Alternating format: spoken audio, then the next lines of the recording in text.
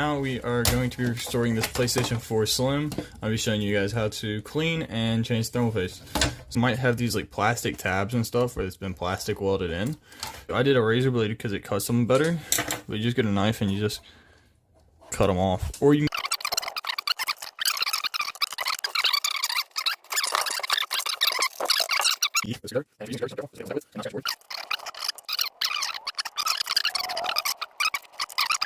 up, I believe. Yep, it pulls up. That black little clip pulls up so you can slide this out.